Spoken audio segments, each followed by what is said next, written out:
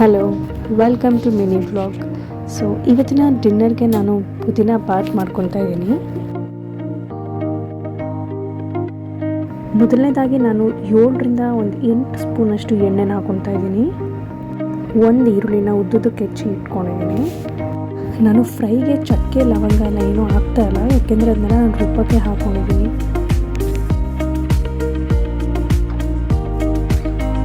ನಾನು ನಿನ್ನೆ ಚಪಾತಿ ರೋಲ್ ಮಾಡಿದ್ದೆ, ಸೊ ಹಾಗಾಗಿ ಒಂದು ಸ್ವಲ್ಪ ಕ್ಯಾರೆಟ್ ಬೇಕಿತ್ತು, ಅದನ್ನು ಕೂಡ ನಾನು ಆ್ಯಡ್ ಮಾಡ್ಕೊತಾ ಇದ್ದೀನಿ.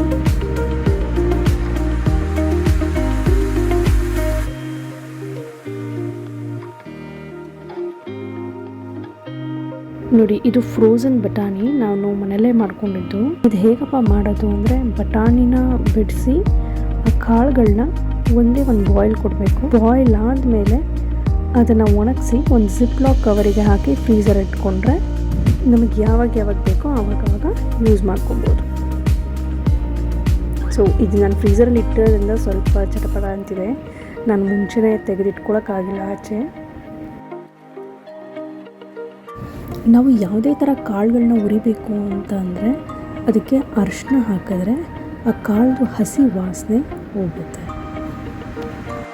ಡಿನ್ನರಿಗೆ ಆಲ್ರೆಡಿ ಲೇಟಾಗಿ ಹೋಗಿರೋದ್ರಿಂದ ನಾನು ಮಸಾಲೆ ಏನು ರುಬ್ಕೊಂಡೆ ಅನ್ನೋದನ್ನ ನಾನು ವೀಡಿಯೋ ಮಾಡೋಕ್ಕಾಗಲಿಲ್ಲ. ಸೊ ನಾನು ಮಸಾಲೆಗೆ ಯೂಶ್ವಲಿ ಚಕ್ಕೆ ಲವಂಗ ಕಾಯಿ, ಸ್ವಲ್ಪ ಗಸಗಸೆ, ಹಾಗೆ 3 ಈರುಳ್ಳಿ, 1 ಹಿಡಿ ಆಗೋಷ್ಟು ಪುದೀನ, 1 ಹಿಡಿ ಆಗೋಷ್ಟು ಕೊತ್ತಂಬರಿ ಸೊಪ್ಪು, 4ರಿಂದ 5 ಮೆಣಸಿನ್ಕಾಯಿ ಹಾಕ್ಕೊಂಡಿದ್ದೀನಿ. ಹಾಕಿ ನೋಡಿ ಈ ಥರ ಬ್ಲೆಂಡ್ ಮಾಡಿ ಇಟ್ಕೊಂಡಿದ್ದೀನಿ. ಸೊ ಈಗ ಈ ಮಸಾಲಾನ ನಾನು ಆ್ಯಡ್ ಮಾಡ್ಕೊತಾ ಇದ್ದೀನಿ. ಈ ಮಸಾಲನೂ ಅಷ್ಟೇ ಹಸಿ ವಾಸನೆ ಹೋಗೋವರೆಗೂ ಚೆನ್ನಾಗಿ ಹುರ್ಕೊಬೇಕಾಗತ್ತೆ.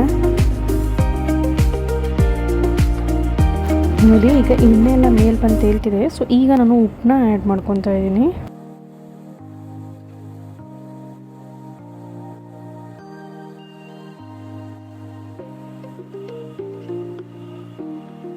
ಉದ್ದಕ್ಕೆ ಹೆಚ್ಚಿರೋಂಥ 1 ಟೊಮೊಟೊನ ನಾನು ಆ್ಯಡ್ ಮಾಡ್ಕೊತಾ ಇದ್ದೀನಿ.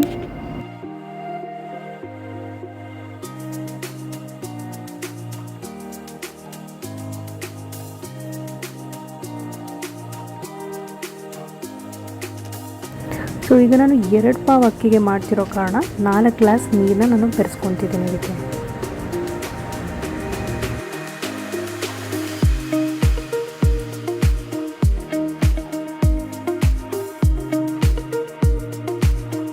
ಇದೀಗ ಒಳ್ಳೆ ಬಾಯ್ಲ್ ಬಂದಿದೆ. ಸೊ ಈಗ ನಾನು ನೆನೆಸಿರೋವಂಥ ಅಕ್ಕಿನ ಬೆರೆಸ್ಕೊತಿದ್ದೀನಿ.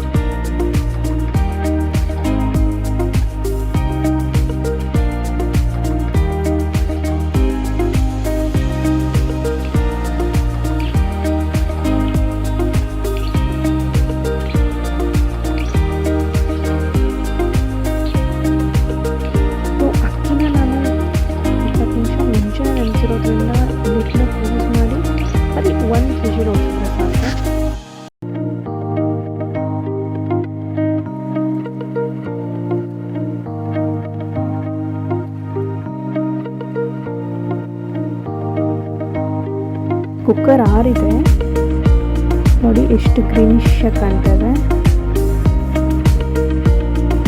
ಈಗ ಇದನ್ನು ಕ್ಲೀನಾಗಿ ಮಿಕ್ಸ್ ಮಾಡ್ಕೋಬೇಕು.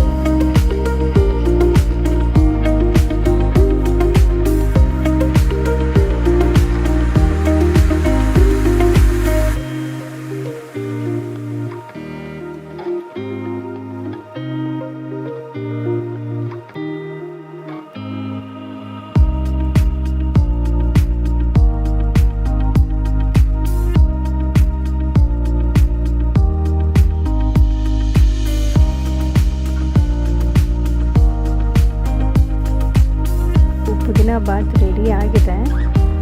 ನಾನು ಆಲ್ರೆಡಿ ಚಟ್ನಿನ ಮಾಡಿ ಇಟ್ಕೊಂಡಿದ್ದೆ. ಇವತ್ತಿನ ವ್ಲಾಗ್ನ ನಾನು ಇಲ್ಲೇ ಮುಗಿಸ್ತಾ ಇದ್ದೀನಿ. Meet you in a next vlog. Bye bye.